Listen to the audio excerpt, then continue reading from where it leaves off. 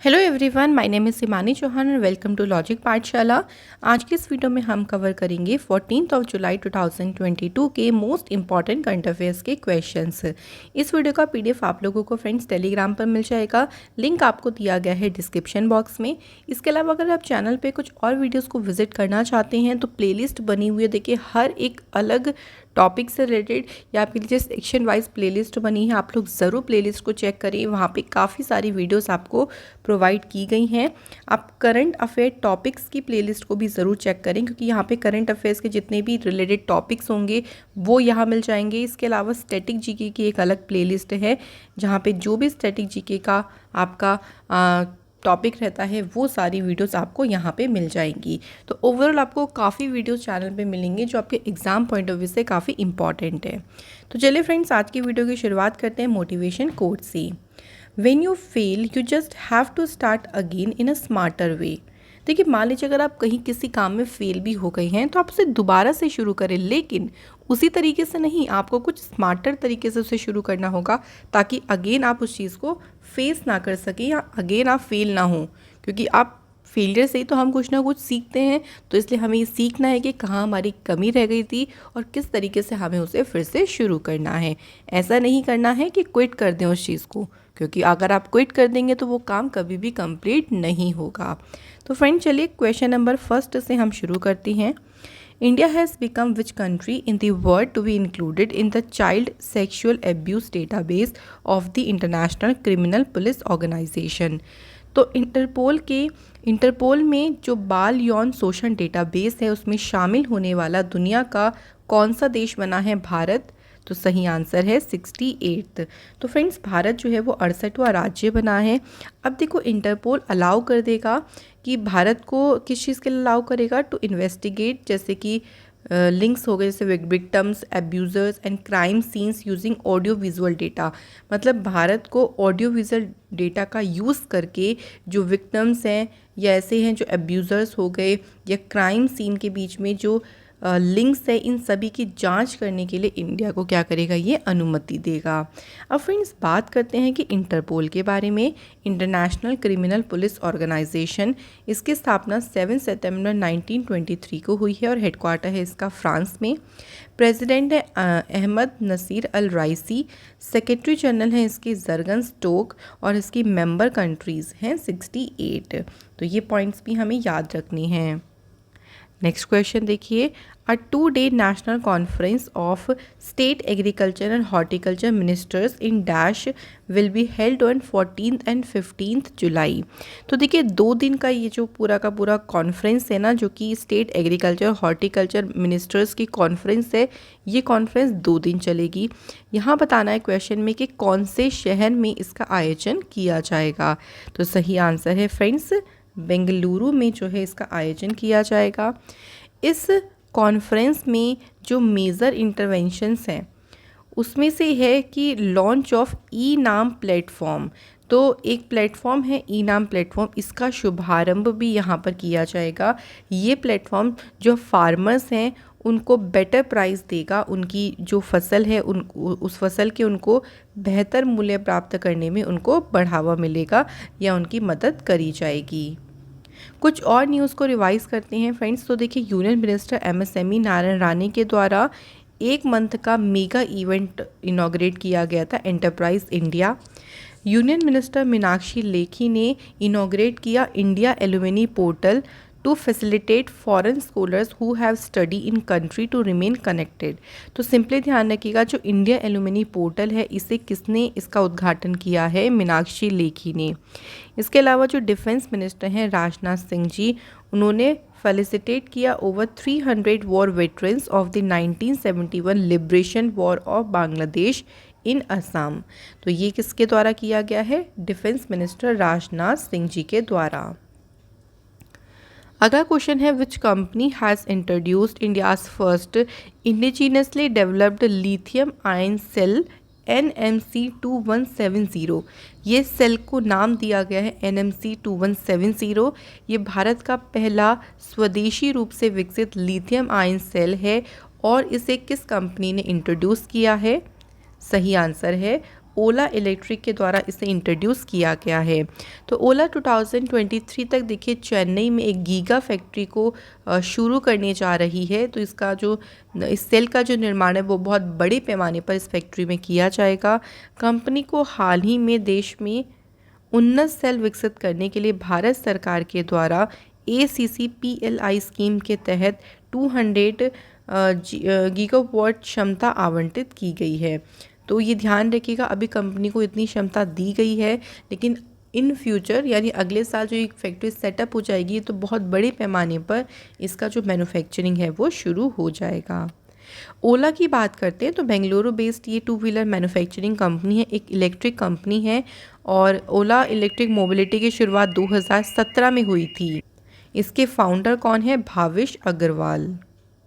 First in India की बात हो रही है तो कुछ हम पुराने जो करंट अफेयर्स उनको रिवाइज कर लेते हैं ताकि हम इनसे जुड़े रहें।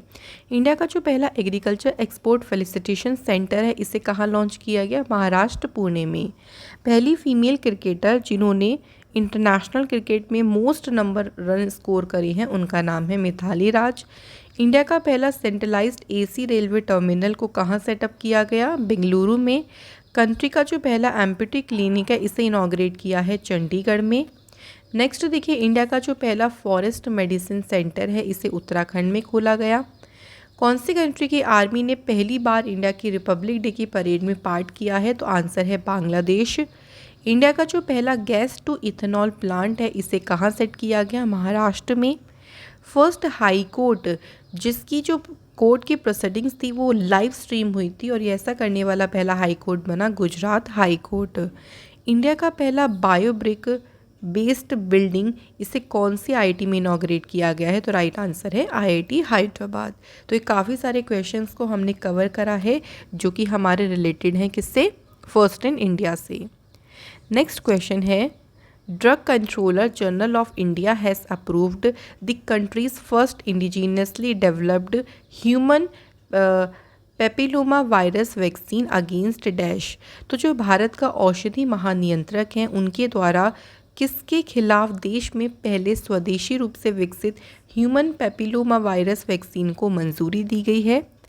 किसके खिलाफ? तो सही आंसर है सर्वाइकल कैंसर के खिलाफ इस वैक्सीन को मंजूरी दी गई है। ये जो वैक्सीन बनाई गई है, इसको डेवलप किया है सीरम इंस्टीट्यूट ऑफ इंडिया ने, जो कि कहाँ पे है? पुणे में है।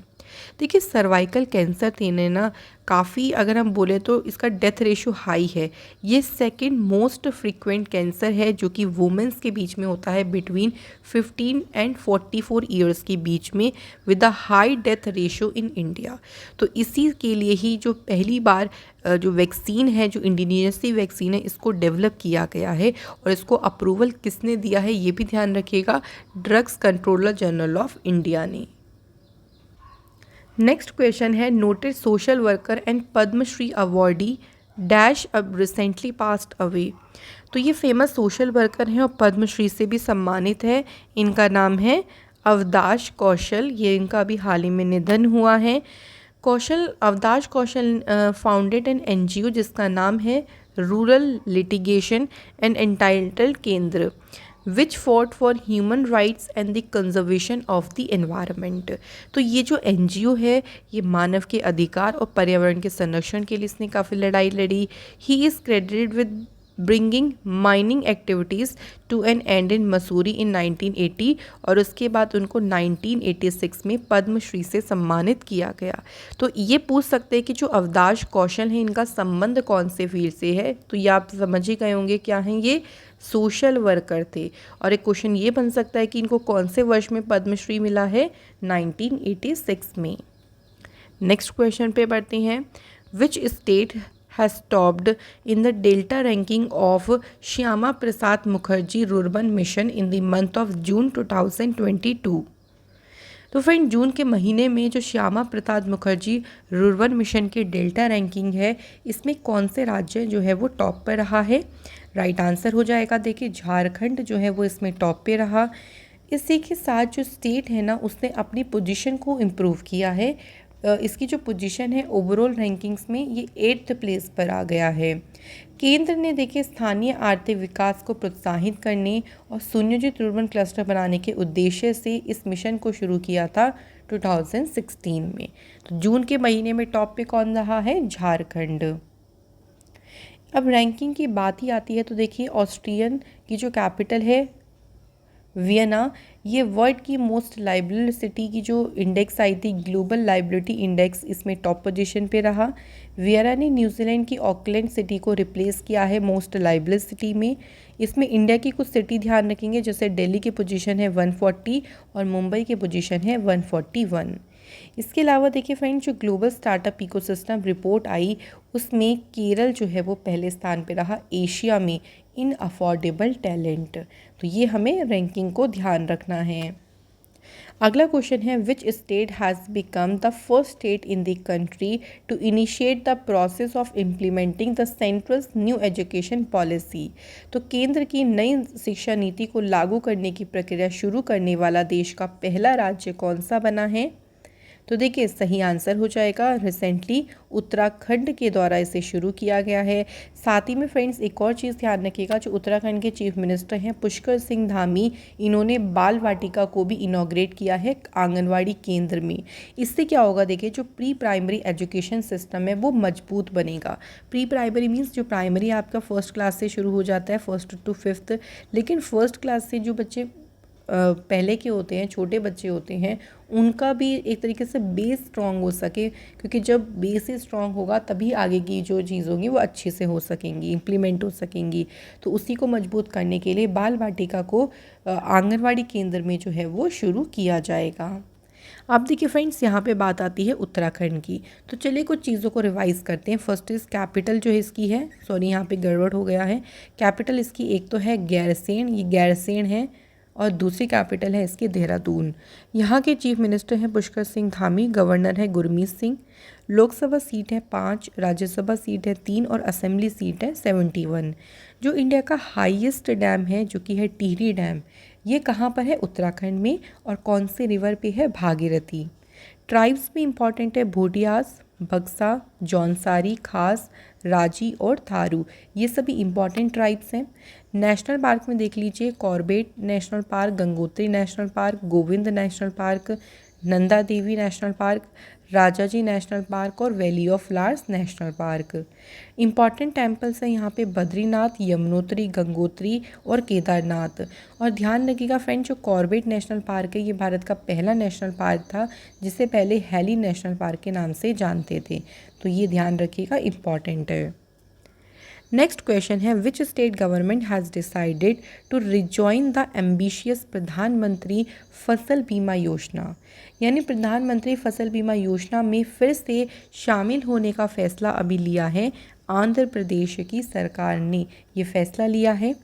आंध्र प्रदेश के द्वारा डिसाइड किया गया टू इम्प्लीमेंट द प्रधानमंत्री फसल बीमा योजना फ्रॉम द खरीफ 2022 सीज़न। इस डिसीज़न के साथ 40 लाख से भी ज़्यादा किसानों की फसलों को जो नेचुरल कैलेमिटी से नुकसान होता है तो उन सभी को यहाँ पे इंश्योरेंस कवर मिलेगा। Andhra Pradesh has opted out from प्रधानमंत्री फसल बीमा योजना इन 2020। तो 2020 में ये इससे बाहर हो गया था, अब फिर से ज्वाइन करने की बात कही है। आंध्र प्रदेश की स्थापना हुई थी 1 नवंबर 1956। चीफ मिनिस्टर हैं यहाँ के YS जगन मोहन रेड्डी और गवर्नर हैं विश्वभूषण हरिचंदन। अगला क्वेश्चन है who has been conferred with the Order of the Rising Sun Gold and Silver Star by the government of Japan. तो ये जो कह लीजिए आप मेडल है या सम्मान है ना, ये जापान की सरकार के द्वारा दिया गया है। और ये किसे दिया गया है हमें ये बताना है। तो फ्रेंड्स हमारा देखिए राइट आंसर हो जाएगा नारायण कुमार। जो नारायण कुमार हैं ये वाइस चेयरमैन है चेन्नई बेस्ड सनमार ग्रुप के, और इनको अभी इस जो ये सिल्वर स्टार है Order of the Rising Sun Golden Silver Star, इससे इनको सम्मानित किया गया है। इन्होंने जापान और इंडिया के बीच के जो इकोनॉमिक रिलेशंस है उनको मजबूत करने में काफ़ी अपना कंट्रीब्यूशन दिया है और उसी कंट्रीब्यूशन के लिए उनको सम्मानित किया गया है। अब फ्रेंड्स अवार्ड की बात ही होती है तो देखिए एमएसएमई डिपार्टमेंट यानी उड़ीसा का जो एमएसएमई डिपार्टमेंट है इसने नेशनल एमएसएमई अवार्ड में पहला प्राइज़ जीता।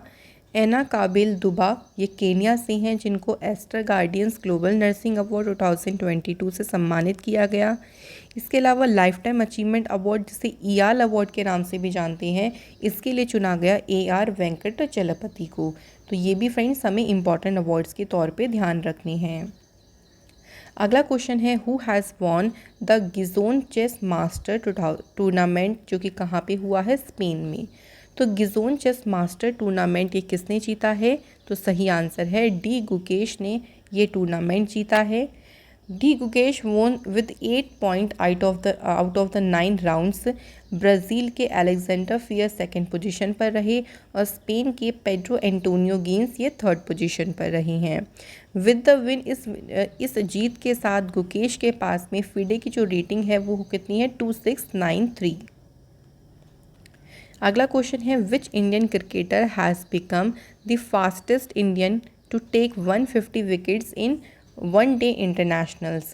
तो सबसे तेज 150 विकेट लेने वाले पहले जो भारतीय बन गए हैं उनका नाम क्या है, तो राइट आंसर है फ्रेंड्स मोहम्मद शमी। तो ध्यान रखिएगा ये पहले भारतीय हैं जिन्होंने सबसे तेज 150 रन कंप्लीट करे हैं ओडीआई में। इन्होंने ये जो अचीवमेंट हासिल करी है, अभी इंग्लैंड के अगेंस्ट में मैच हुआ उसी दौरान उन्होंने 31 रन देकर 3 विकेट लिए और इस उपलब्धि को हासिल किया। शमी ने अपने 150 विकेट तक पहुंचने के लिए टोटल 80 मैच खेले हैं। इन्होंने इससे पहले ही जो रिकॉर्ड था वो था अजीत अरगार के नाम पे, क्योंकि उन्होंने टोटल 97 मैचेस में इसको कंप्लीट किया था, लेकिन मोहम्मद शमी ने इसे 80 मैचेस में ही कंप्लीट कर दिया। स्पोर्ट न्यूज़ की बात ही आती है तो देखिए जो ऊबर कप हुआ वो किसने जीता है, साउथ कोरिया ने। और जो थॉमस कप है ये पहली बार जीता है इंडिया की टीम ने। इसके अलावा जो संतोष ट्रॉफी हुई थी फ्रेंड्स, संतोष ट्रॉफी जीती है केरल ने और केरल ने ये 7वीं बार संतोष ट्रॉफी को जीता। इंडिया के ग्रैंड मास्टर डी गुकेश ने 48th ला रोडा इंटरनेशनल ओपन चेस टूर्नामेंट का टाइटल जीता है। तो फ्रेंड्स ये सभी चीज़ें हमको ध्यान रखनी है, ये सभी इंपॉर्टेंट क्वेश्चंस हैं। अब फ्रेंड्स हमारे आज के क्वेश्चन तो हो गए सारे कंप्लीट। चलिए अब क्या टाइम आ गया है, अब आ गया है आपका रिवीजन का टाइम। तो कल के क्वेश्चंस को फटाफट रिवाइज करते हैं। Prime Minister Narendra Modi ji inaugurated the revamped Baba Vaidyanath Dham temple area in which state. तो सही आंसर है यहाँ पे झारखंड। अगला क्वेश्चन है the first full colour image from James Webb space telescope of dash was released. तो ये जो टेलीस्कोप है ना ये है नासा का। नेक्स्ट है who unveiled a new logo of the countries public service broadcaster Prasar Bharati. तो प्रसार भारती के नए लोगों का अनावरण किया है अपूर्व चंद्र ने। कौन सा एक्सप्रेसवे है जिसको डेवलप किया जा रहा है पहला एलिवेटेड अर्बन एक्सप्रेसवे के रूप में, तो उसका नाम है Dwarka expressway. Which railway station has become the first railway station in India to be equipped with augmented reality screens? तो सही आंसर है Chhatrapati Shivaji Maharaj terminus. Angola longest serving president, उनका नाम बताना है। अभी हाल ही में इनका निधन हुआ है, तो इनका नाम है जॉर्ज एडुआर्डो डॉस सेंटोस। कौन सी रेगुलेटरी बॉडी है भारत में जिसने अनवील किया है a rupee settlement system for international trade? तो राइट आंसर हो जाएगा फ्रेंड्स आरबीआई। नेक्स्ट है कौन से बैंक ने लॉन्च किया है एक metaverse based virtual launch universe to showcase its product to customer virtually? तो इसे लॉन्च किया है यूनियन बैंक ऑफ इंडिया ने। और यूनियन बैंक ऑफ इंडिया का हेडक्वार्टर कहाँ पे है, ध्यान रखिएगा, मुंबई में। रिजर्व बैंक ऑफ इंडिया ने करोड़ वैश्य बैंक के चेयरमैन पद के लिए किसके अप्रूवल को मंजूरी दे दी है? तो आंसर है Meena Hemchandra. Who has been appointed as a chairman and managing director of Goa shipyard limited? तो सही आंसर हो जाएगा फ्रेंड ब्रजेश कुमार उपाध्याय। इंडिया ने जो एशियन अंडर 20 रेसलिंग चैम्पियनशिप्स हुई है मनामा बहरीन में, टोटल इसमें कितने मेडल जीते हैं? तो टोटल 22 मेडल देखिए इसमें इंडिया के द्वारा जीते गए हैं, जिसमें 4 मेडल हैं गोल्ड। इसके अलावा देखिए 9 जो है वो सिल्वर है और 9 ही जो है वो ब्रॉन्ज मेडल हैं। तो टोटल कितने मेडल हो गए? 22। तो फ्रेंड्स ये थे हमारे कंप्लीट क्वेश्चंस। नाउ अब हम लोग क्या करेंगे, रिवाइज करेंगे स्टैटिक जीके के क्वेश्चंस के, ये भी इम्पॉर्टेंट होते हैं। तो फ्रेंड्स आज मैंने कॉन्स्टिट्यूशन से रिलेटेड कुछ क्वेश्चंस को लिया है। पहला क्वेश्चन है, the national commission for women was setup in which year. जो राष्ट्रीय महिला आयोग है इसकी स्थापना किस वर्ष की गई। आंसर है 1992 में जो है वो गवर्नमेंट ऑफ इंडिया के द्वारा इसको सेटअप किया गया था। The directive principle of state policy यानी DPSP ये कौन से देश के संविधान से इनको अडॉप्ट किया गया है। इस तरीके के क्वेश्चन ध्यान रखिएगा, बहुत पूछते हैं। तो आयरलैंड के कॉन्स्टिट्यूशन से इसे अडॉप्ट किया है। जो DPSP है ये आपके आर्टिकल 36 से शुरू होकर कहाँ तक है, 51 तक। कौन सा आर्टिकल ये कहता है, untouchability is abolished and it's practice is any form is forbidden, यानी जो अस्पृश्यता है इसका अंत किया जाता है, किसी भी रूप में इसका अभ्यास वर्जित है। ये किस आर्टिकल में कहा गया है। तो सही आंसर है फ्रेंड्स आर्टिकल 17 में जो है वो इसको कहा गया है। अगला क्वेश्चन है, when was the constitution of India implemented. Bharat का संविधान कब लागू हुआ था। तो ध्यान रखिएगा फ्रेंड्स, में बहुत कन्फ्यूज़न हो जाता है। 26 जनवरी 1950 को भारत का संविधान लागू हो गया था, लेकिन इसे डिक्लेयर कब किया गया था ये ध्यान रखेंगे। मतलब 26 नवंबर 1949 को कुछ प्रोविजंस थे उनको डिक्लेयर कर दिया गया था, लेकिन पूरी तरीके से ये लागू हुआ था 26 जनवरी 1950। कॉन्स्टिट्यूशन को बनने में कितना समय लगा, 2 years 11 month एंड 18 days। ये पूरा एग्जैक्ट ध्यान रखिएगा, एग्जाम में पूछते हैं। अगला क्वेश्चन है, freedom of religion is guaranteed by which official document of India. तो भारत का कौन सा वो ऑफिशियल डॉक्यूमेंट है जहाँ पे धर्म की स्वतंत्रता की गारंटी दी जाती है। तो वो है फंडामेंटल राइट्स। तो फंडामेंटल राइट्स में जो आर्टिकल 25 से लेके 28 हैं, ये सारे आपको फ्रीडम ऑफ रिलीजन की गारंटी देते हैं। तो ये थे फ्रेंड्स हमारे कंप्लीट क्वेश्चंस। कल मैंने आप लोगों से क्वेश्चन पूछा था कि जो शाला परिवोत्सव है ये किसने शुरू किया है। इसे लॉन्च किया है गुजरात की सरकार ने। Then Equitas small finance bank ने इंजॉय को लॉन्च किया है फॉर किड्स। तो आज के हमारे कमेंट है Abhishek Singh and Sandeep Kaur. Thank you so much guys कि आप रेगुलर वे में हमारी वीडियोस पे कमेंट करते हैं, तो रेगुलर बने रहने के लिए थैंक यू सो मच। आज का पहला क्वेश्चन, उत्तर प्रदेश का जो फैज़ाबाद रेलवे जंक्शन है इसका नया नाम क्या हो गया। सेकंड है, नवी मुंबई एयरपोर्ट चुकी है महाराष्ट्र में, इसका नाम बदलकर अब क्या रखा गया है। तो नेम चेंज से भी क्वेश्चन पूछे जाते हैं फ्रेंड्स एग्जाम में, तो आप लोग मुझे जल्दी से कमेंट करके ज़रूर बताइए कि इनके क्या आंसर्स हैं और कैसी आपको हमारी वीडियो लगी। फ्रेंड्स अगर आपको हमारी वीडियो हेल्पफुल लगती है तो प्लीज़ आप सभी से रिक्वेस्ट है, लाइक ज़रूर किया करें, शेयर किया करें और चैनल को प्लीज़ सपोर्ट करें, ताकि हम और भी अच्छे से और भी आगे बढ़ सकें और अच्छे से आपको सारी वीडियोस प्रोवाइड करते रहें।